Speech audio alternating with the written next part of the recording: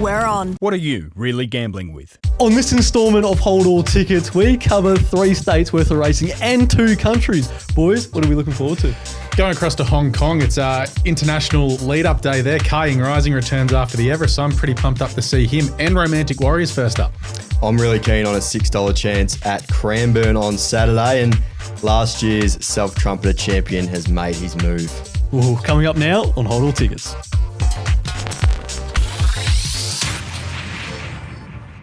Welcome back to yet another episode of Hold All Tickets, brought to you by Tab. Watch every race live this spring racing carnival across 4 main channels with the fastest live vision on Sky 1 and Sky 2. It's a bit of a different panel here today. We got no Brown Dog. I don't think he wants to show his face after his quiz attempt last week, failing yet again. But this might turn into a bit of a true crime podcast because I think Lamby has murdered Brown Dog for stealing the name Dog at the end of the name. So Lamb Dog, obviously on the couch, joined by Alex Donnelly from Hold out the gate on RaceNet. How are we going, boys? I'm terrible after that. That is the worst nickname I've had, and I've had a lot of them. What did we make of last week's racing? Last week's racing was good. Glad to say that I turned my $100 betting play into a little bit more than $100. I should have had Inkaruna the win instead of the place, but bad day for the bookies and a good day for most punters with a few of those very well-backed shorties getting the job done. Yeah, it was good to see. I suppose we saw what we wanted to see out of Jimmy up against Angel Capital, which was good to see, and then even across at Newcastle, a couple of those shorties that everyone was keen to pile on win as well. And we also had, I know it was on the same day, but there was some decent winners across at Sha-Tin as well that we could probably follow going forward. So a lot going on Saturday, and it was a nice day for the pocket. Mm. Where does Jimmy sit post-spring, do you think? Oh, you'd have to have him in the top 3 horses in the country, wouldn't you? I've got him top 2. Okay. I've got him 3rd. I'd have Via still on top. Yeah. So this is post-spring. This is not what they could be next season. This is what we've seen this spring.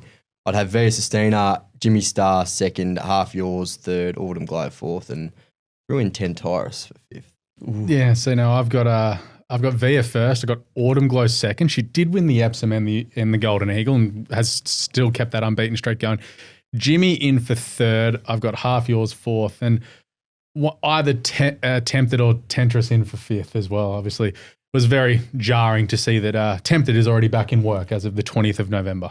We're probably being a little bit harsh on Half Yours, to be fair. Yeah, Cups double.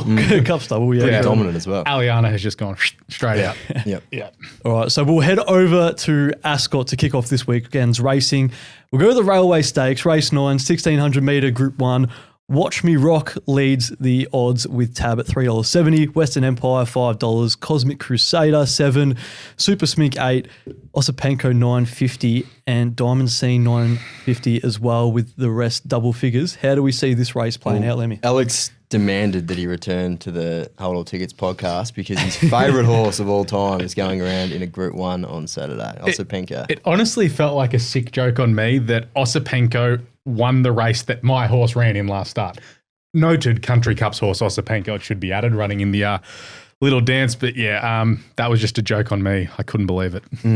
I'm not tipping Osipenko. No. I'm tipping Western Empire. He won this race in 2021. He's still racing really well as an 8-year-old. Barrier 1, when I first looked at this race, I thought it would be a problem, but a bit of a deep dive. It might not be that bad for him. He's had 6 goes over a mile, and he settled midfield or better in 4 of those. So he's not a terrible beginner. It's just his pattern to go back and swoop. But I think Egan will be keen to hold a relatively forward position here. Hopefully maybe 3 or 4 back the fence, not too far back. And because the early tempo doesn't look overly strong, I don't think you want to be right out the back. It was hard to find too many pace setters in this race. So I've got him on top. His Ascot record is outstanding. 17 starts, 7 wins and 6 minor placings. So he loves the joint. Obviously, Watch Me Rock is the main danger. Pikey's pick as well. He went that way. Speaking of good records at the track, 8 from 10. So it's a horse on the up. I'm just going with the more battle-hardened Western Empire. Been here, done that. I'm sure Watch Me Rock will get to that point eventually. Very promising horse, but I'm just going with Western Empire here. See, funnily enough, you and I match up. I'm with Western Empire in it as well. His last 600 first up was awesome. He went 10.5 lengths faster than average, which was career peak for him. He ran the best last 6, 4, and 2 of the meeting. But you break him down in incremental sectionals. Between the 4 and the 2, he was the 8th fastest of the race. So he was absolutely hooning. Of course, typical Pike slowdown around the turn. But once he got out through the line, nothing was stronger.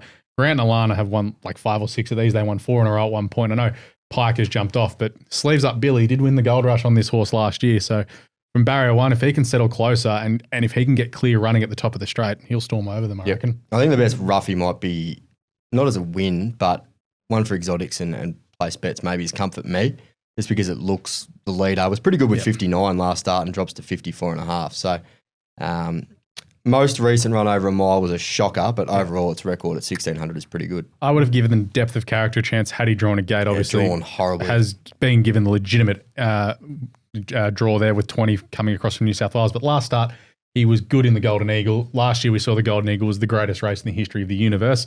If it's going to be any good, I know we'll probably have an out-of-the-box winner, and he was very good late there, the mile. But yeah, good luck, Reece Jones. First ride at Ascot, barrier 20. There's your visitor's draw, pal. Where's Osipenko finish? I don't care. I'm just more mad that he would not know where Nowra is, and he won the little dance. Here we go. Let's see if Alex can find a horse to hate in the next race down at Kembla Grange.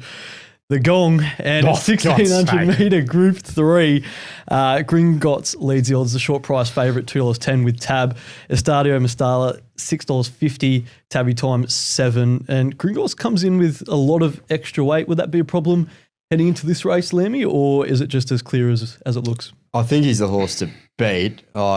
It's not a race that I really want to get involved in, so I'll go to Alex on this one. He's our New South Wales man. Weight, no issue for him. He carried 62 last start when he won the Big Dance as well. The weight scale of these races, the Big Dance and the Gong, actually are in his favour because they're like listed quality levels. You can only have a maximum top weight of either 61 or 62.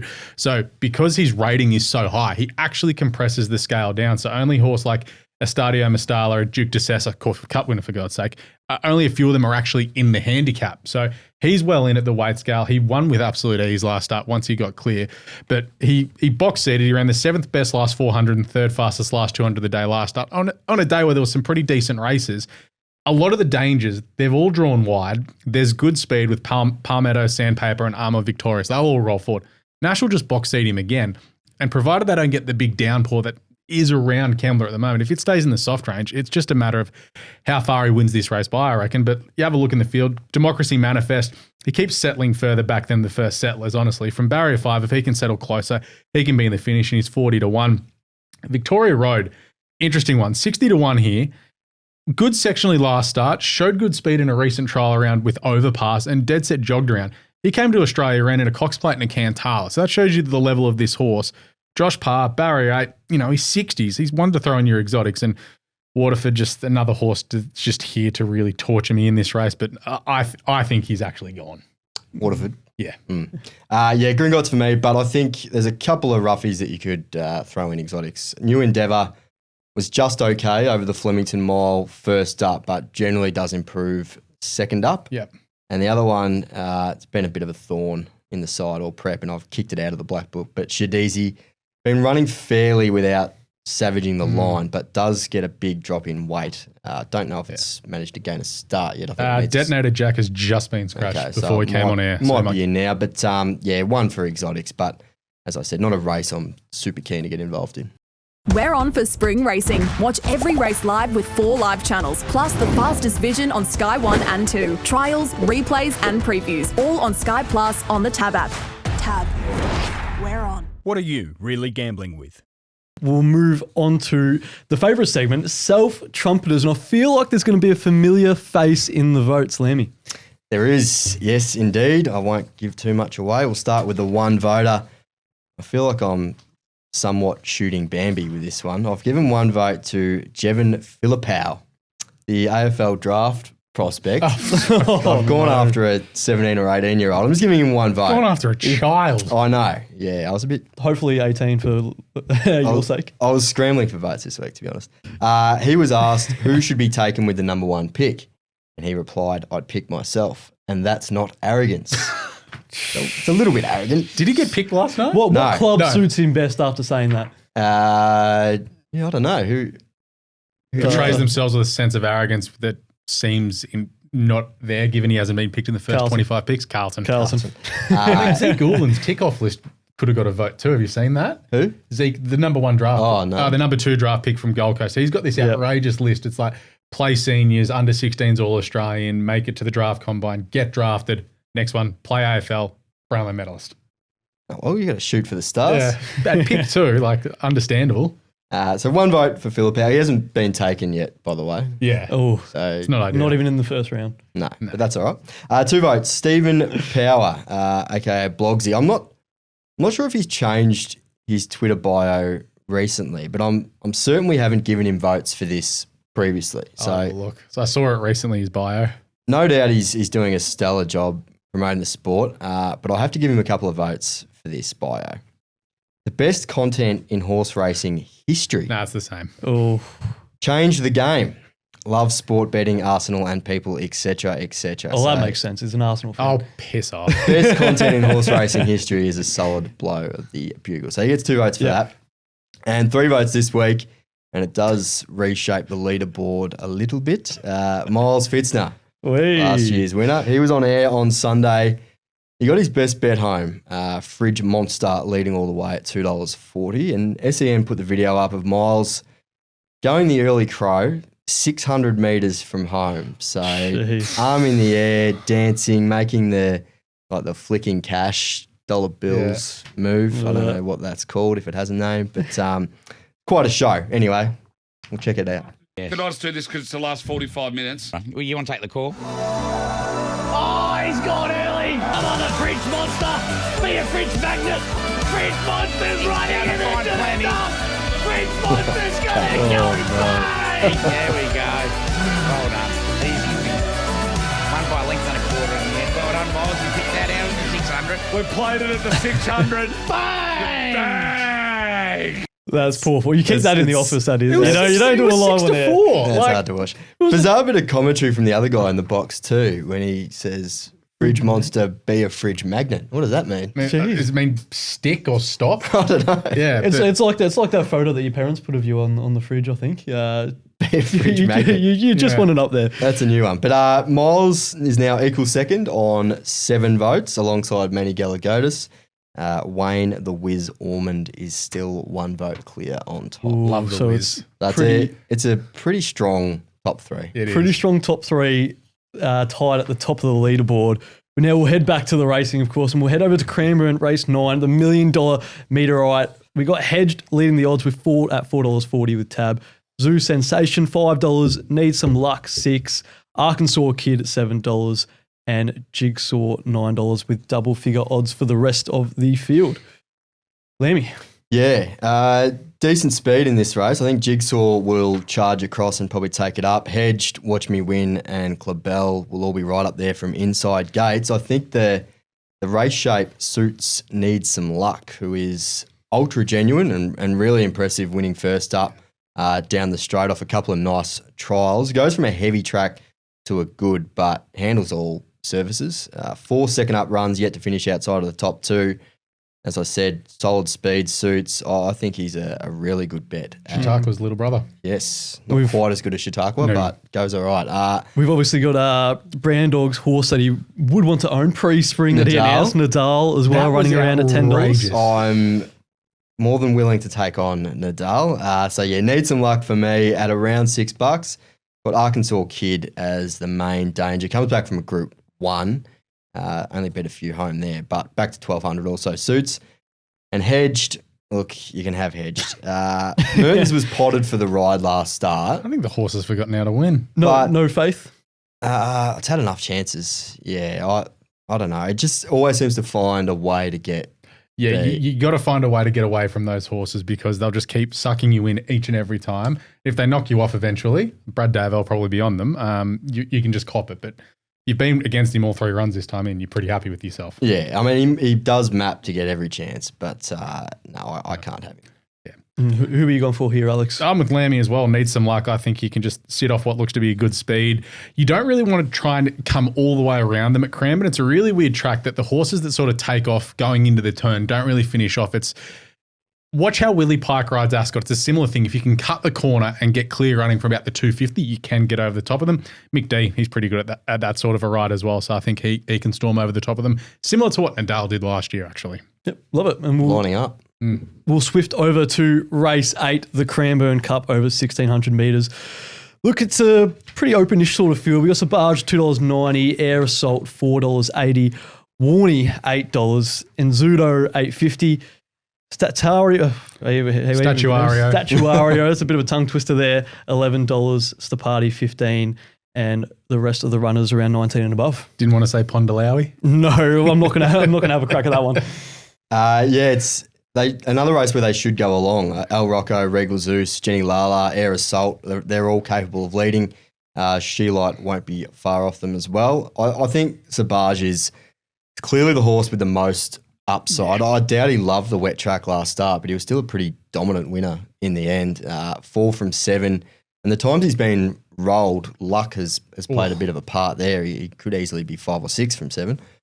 Zara to Mertens is the concern, given he's drawn barrier 15. But hopefully he can just get a nice card into it and storm over the top of them. But I honestly think there's only 2 chances in this race. The other one is Air Assault, who will be much further in the run. He'll be up on the speed. Just a really tough galloper who runs a strong 1,800. So a fast mile won't worry him 4th up. He ran He's actually second in this year. race to Globe, not beaten far, and Globe's obviously gone to another level. But yeah, those 2 clearly for me. And Ingshudo was just too ordinary last start. I was really keen that day. Jeez, he loomed up to had win, didn't every he? chance and was flat as a biscuit. And Warney, he had his birthday last start. So no, just the 2 for me there. Well, you mentioned Sabage, obviously the favourite being in barrier 15. What do you want to see early from Sabage, from the barrier in the first, 400? He has to go back from there and hopefully get into, look, in the big field, there might be at Cranbourne, that probably will be a 3 wide line. Long run to the turn. Yeah, I wouldn't mind seeing him 3 wide with cover, just getting a nice cut into the run. Hopefully he doesn't settle behind a slow one where he needs to take off early and sustain a really long, wide run. But yeah, the first 200 will be really important. Not going to do a miles and get on the early crow early if it gets in a good position? No, that's not really my job. No, this is one I don't think he can early crow given the run he's going to get. But there's also, he may run at Kilmore on Sunday because they're going to accept in the Kilmore Cup. It's also over a mile. If he draws better there, he may go there. But I just think wherever he runs, he'll win. I think he's a really good horse. He's headed to Sydney after this to run in the Ingham, which if you win, you get into the Doncaster ballot free. Probably should have gone close to winning first up in the Silver Eagle. That was against Linebacker. That was a horror show. Yeah, so I'd been waiting all cut week to back him, and he repaid the faith, thank God. But yeah, I reckon he'll go to Kilmore if he draws inside 8 there. Just you can probably settle a little bit closer, and I know it's less prize money, but go there, get a kill, get your rating up. You'd rather that than hopefully getting the win here. Well, yeah, if he does go to Kilmore, then we load up on Air Assault. Yeah, exactly. And they are the 4 races in Australia we'll be covering. And now it's Black Bookers time, Lamby. We got any additions and subtractions? Well, Browny's not here, so I'm kicking Pinot Nero back out of the Black Book. That is completely fair. It's been in and out, but it was hopeless last time, so it's gone. Vestas is out. If I keep backing her, I'm going to end up living in a cardboard box. So she's gone for now. I know I got on it last week as well. As we the best bet. might rekindle our love in the future, but for now I need to just move on from Vestas for a little bit. Yep. Beltertel stays in. She was just too far back last start. So I've got 2 to add. Barbie's Dream World. Chow has her absolutely flying this preparation. Wide no cover the trip in the Summon Stakes last week and was only just collared late. She'll be coming to the end of her prep pretty soon, but hoping we can get 1 win out of her before she heads to the paddock. And the other one from yesterday, a horse I tipped at big odds, Smart Little Miss. I think Reece Goodwin can get a win out of her this campaign. She was only second up there. I think she'll go very close third up in similar grade. Just needs a dry track, which she'll get at this time of the year. Love it. And if you want to see when our runners run in the Black Book, you can sign up for your own Black Book for free with a Punters Light account. Head to punters.com.au to sign up today. And now with Alex being in, he's our Hong Kong expert. So there's lead-up races this International Day at Hong Kong. Kaying Rising, its first run since the Everest, and Romantic Warrior first up. What do we make of the racing in Hong Kong this weekend, Alex? Yeah, really good day on Sunday. Obviously, the 3 lead-ups to the internationals as well. So it's a Jockey Club Cup day. You've also got some pretty good races on the undercard too. So a lot of horses that will sort of want to be wanting to follow. But obviously, Kaying Rising, probably one of the main attractions as well. He jogged around in a trial last Thursday or Friday. It was just good to see that the travel had taken no issue, if anything. As you see with some of these, like he's only 5, some of these horses, when they travel for the first time, it really brings them on. We saw what it did to Half Yours in the winter when he went up to Brisbane as well. But his trial was fantastic. You just think Kaying will crawl over the line?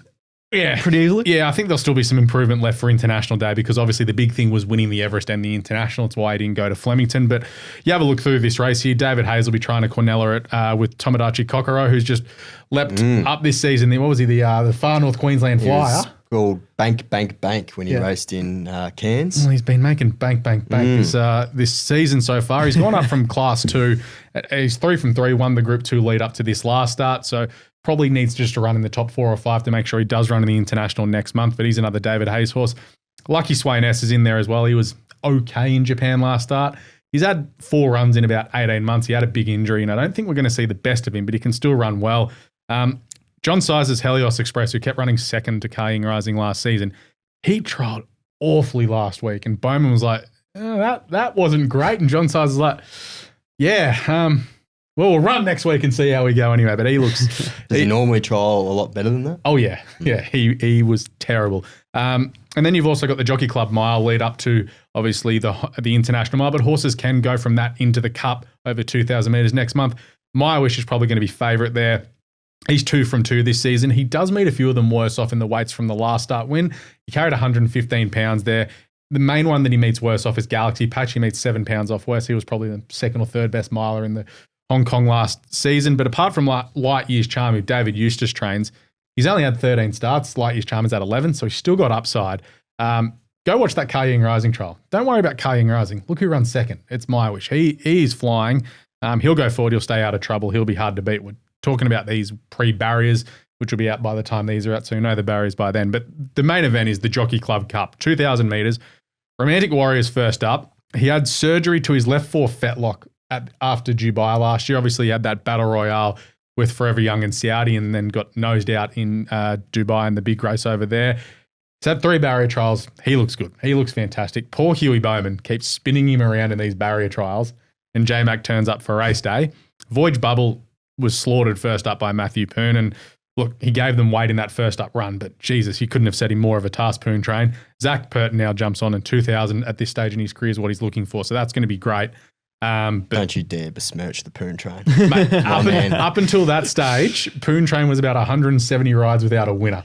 Since then, though, he's flying. He's ridden about 6 or 7 winners, and God bless him for winning the first last Sunday. I think we got Ethan Brown heading over to Hong Kong as well. Yep, so he's heading over. He'll ride Light Infantryman in the Hong Kong Vars, so Light Infantryman's going over there. Mark Zara's riding Docklands on Sunday in Tokyo in the Mile Championship there. Now, Docklands will probably go to the Hong Kong Mile once again. He ran in it last year as well, and a few horses out of that race will run in the Mile as well. Don't know if Mark Zara's going, because apparently after Sandown Zipping Classic Day, he's out of here. So might need a new rider for our Docklands over in Hong Kong. And obviously, you will be heading over to Hong Kong pretty shortly. Tell us, what's the best thing about Hong Kong racing? Happy Valley Wednesday nights, mate. It is the most unique racetrack you've been to. You're just walking around in this metropolis of a city that is Hong Kong, and you turn around a corner and bang, there's the racetrack, and it's just lit up, and you just walk in. It is unlike anything. If you haven't been, Sha Tin's great. I love Sha Tin. But Happy Valley is one of those racetracks you need to experience. Like, there's a McDonald's in the middle of the track. You've got the beer garden's phenomenal. I think it's free for expats to get in. If you take your passport, you get in for free.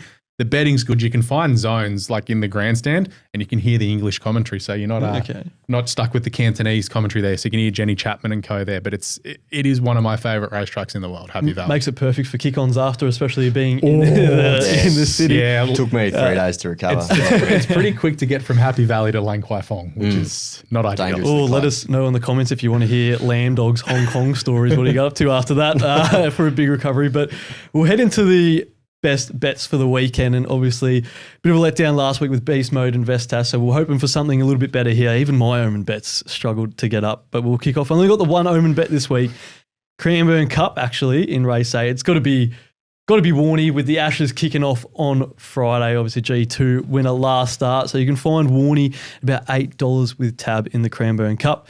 Lamby, what's your best bet for the weekend? Just going to keep it very simple this week. I'm going to have 50 each way on Need Some Luck in the Meteorite. Yeah. That'll do me. Alex? We'll go to Shartin on Sunday. We've already mentioned My Wish. He'll be part of the two-leg all-up that I want to take there. I don't want to back obviously Car Young Rising will be $1.04 and Romantic Warrior first up. I look forward to seeing him come back and do it. He should win, but he'll be very short as well. But in the Class 3 over 1,400 metres, Invincible Ibis, who we haven't seen for about a month and a half, he broke his Hong Kong maiden winning in Class 4 grade last start with Zach Purton on board. Now jumps in grade. And you're like, oh, why has he had the long break? It's pretty simple. Zach was booked up for Class 3s for the last 6 weeks. So Mark Newnham's like, all right, I'll hold you back. We'll give you a tick over trial and wait till Zach's free. Recent trial was pretty good. He's going to give him a start from the barrier. They rode him back last start and he stormed over the top of them there. Hopefully he doesn't draw as wide as he did last start. If he can draw sort of 6 to 10, he can settle with a few behind him. Won't give him as big as a start, but he's a horse who looks good enough to win a Class 2 in time. So we'll take a Mark Newnham double on the weekend. My Wish and Invincible Ibis, and he's flying at the moment, Mark. And probably Car Young is probably one to include in exotics if it's too short. Not really, because the problem is over there, everyone's like, all right, well, he's going to win. Who are we going to have in our Quinella? Because obviously the Quinella pools are the bigger pools over there, so they'll be Tomodachi Kokoro and probably Lucky Swayness, but even maybe a horse like Devano, I guess. But if you want to be, smart, you can chuck Car Young Rising into a treble, get that extra 10%. Sit back and enjoy, I think. Yeah, I think it's a sit back and enjoy job. Well, hopefully you sat back and enjoyed this episode of Hold All Tickets brought to you by Tab. Follow the Hold All Tickets page on Bets Friends to copy all of our tips for the weekend and plenty more. Good luck, punters.